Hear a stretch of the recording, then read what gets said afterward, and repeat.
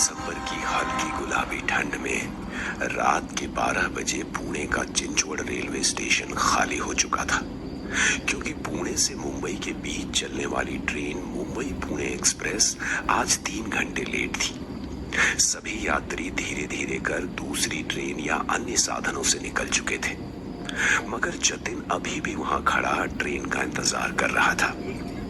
लगता है इस रेलवे स्टेशन पर अब मैं अकेला ही बचा हूँ, मगर अब दिन भर की भागदौड़ के बाद कहीं और जाने की हिम्मत नहीं है। जैसी ट्रेन आएगी उसी से मुंबई चला जाऊंगा। खुद से बातें करते हुए जतिन प्लेटफॉर्म पर इधर उधर देख रहा था। फुट ओवर ब्रिज की सीढ़ियों के नीचे कुछ भिखारी सो रहे थे। तभी एक भिखारी उसके पास आया और बोला, इस वक्त तुम यहाँ क्या कर रहे हो?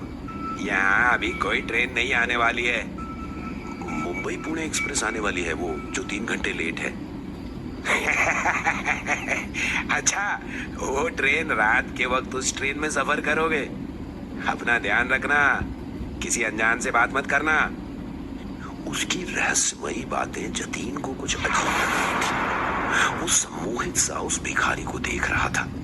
उसे होश ही नहीं था कि ट्रेन आ चुकी थी। वो उससे कुछ बोल पाता उसके पहले ही ट्रेन चलने का सिग्नल हो गया। हॉर्न देती हुई ट्रेन ने गति पकड़ ली थी। जतिन उस स्टेशन से ट्रेन में चढ़ने वाला अकेला यात्री था और उसकी आंखों के आगे वो ट्रेन निकल जाती उससे पहले ही ट्रेन के आखिरी कोच में जैसे तैसे वो चढ़ गया। उसने दरवाजे से भिखारी की तरफ देखा तो वो भिखारी अभी भी रहस्यमय तरीके से मुस्कुरा रहा था। अचानक हुई इस भाग दौड़ से जतिन की सांस फूलने लगी थी। वहीं दरवाजे के पास खड़े खड़े उसने खुद को रिलैक्स किया और फिर खाली सीट पर जाकर बैठ गया। आंखें बंद करके वो कुछ सोच रहा था। खिड़की से बाहर की ठंडी हवा उसकी रूह को सुकून दे रही थी। तभी उसे एहसास हुआ कि कोई उसके करीब तेजी से सांसें ले रहा है। उसने आंखें खोलकर देखा तो उसके पास कोई नहीं था। यहाँ तक कि पूरा कंपार्टमेंट खाली था। पुणे मुंबई चलने वाली ट्रेन में कभी पैर रखने की भी जगह नहीं होती। उसका खाली कंपार्टमेंट जतीन के मन में बेचैनी पैदा कर रहा था।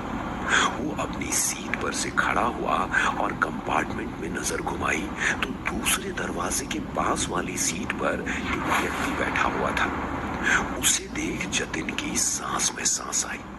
वो उसकी पास वाली सीट पर जाकर बैठ गया। वो व्यक्ति जतिन को देखकर रहस्यमय तरीके से मुस्कुराने लगा, मगर उसकी आंखों में एक सूनापन था।